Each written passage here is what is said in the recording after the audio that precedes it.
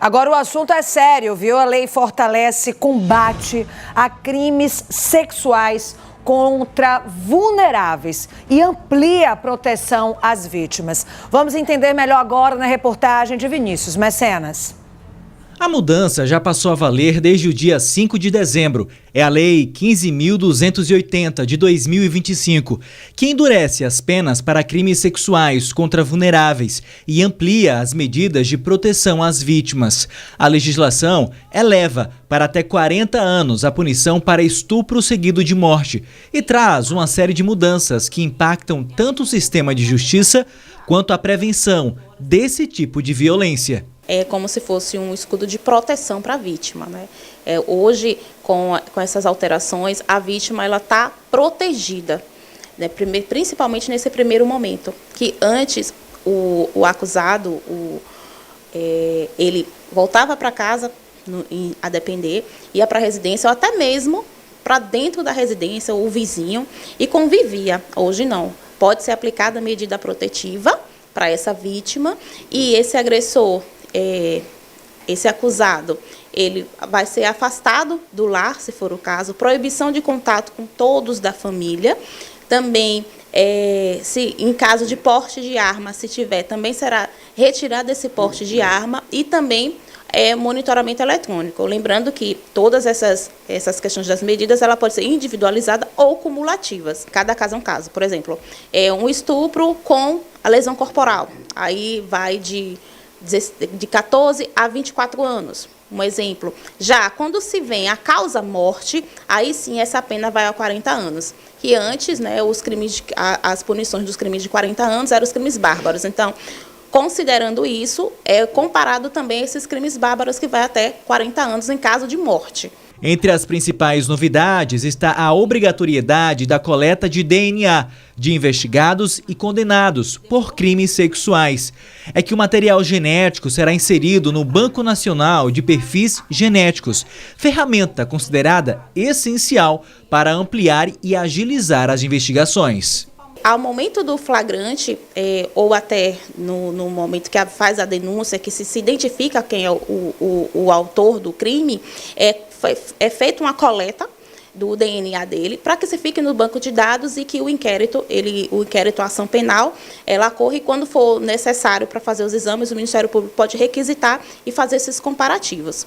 Lembrando também, já falando da execução penal, que a gente acha, não, é somente no momento da prisão e da condenação, mas ainda no cumprimento da pena, tem-se também os dois novos critérios. Esse só pode alcançar os benefícios da execução penal se ele fizer o exame criminológico, que precisa ser feito regularmente, porque cada momento que ele vai para progressão de regime semiaberto, regime aberto, ele precisa fazer esse exame criminológico e também essas saídas dele será com monitoramento eletrônico. A nova lei também determina que, ao receber qualquer benefício que permita sair temporariamente do presídio, o condenado por crime sexual deve usar tornozeleira eletrônica. A mesma regra passa a valer para os autores de feminicídio. Outro detalhe importante é que o criminoso só vai poder progredir após passar por um exame criminológico, que é o que vai indicar se há risco ou não dele voltar a cometer essas mesmas práticas criminosas, sendo essa uma forma de reduzir os números de reincidência e fortalecer a proteção contra as pessoas vulneráveis.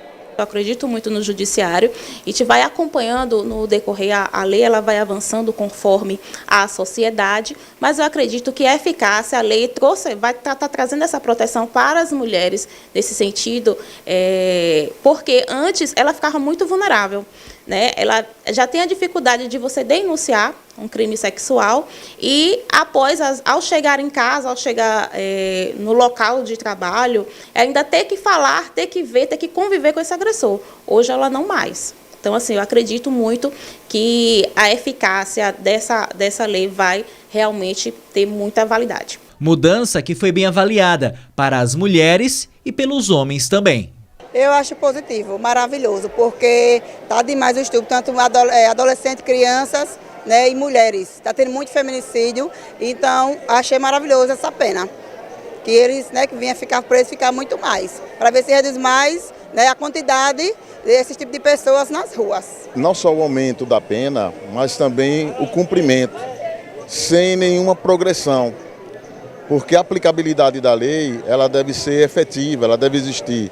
E trazer a esse criminoso, ao que comete o estupro, aos que cometem feminicídio, qualquer outro crime, realmente o seu cumprimento, o seu devido cumprimento.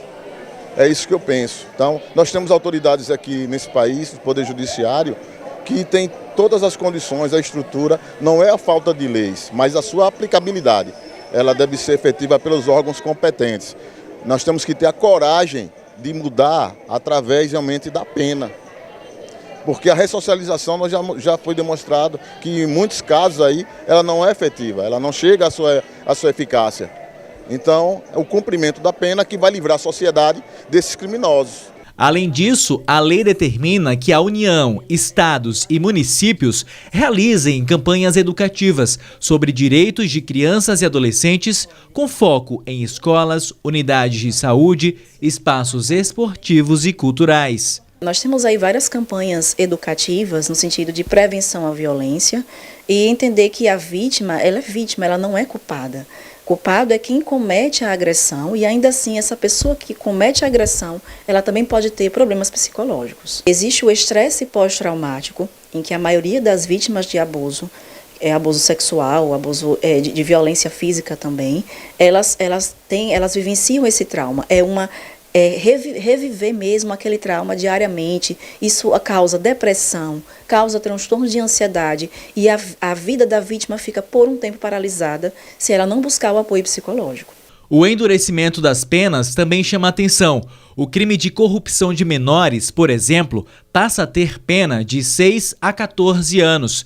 Praticar sexo na presença de menores de 14 anos agora prevê reclusão de 5 a 12 anos. E quem submeter um menor à exploração sexual pode pegar até 16 anos de prisão.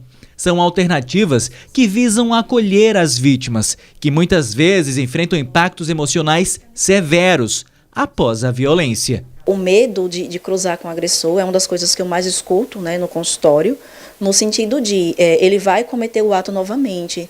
Eu não posso cruzar com ele vai ameaçar a minha família. Então, algumas medidas elas são bem importantes nesse sentido para que a vítima se sinta um pouco mais em paz durante esse momento de turbulência psicológica. As novas medidas, o uso da tornozeleira, né, eletrônica, faz com que o abusador ele se sinta inibido, porque ele sabe que ele está sendo controlado.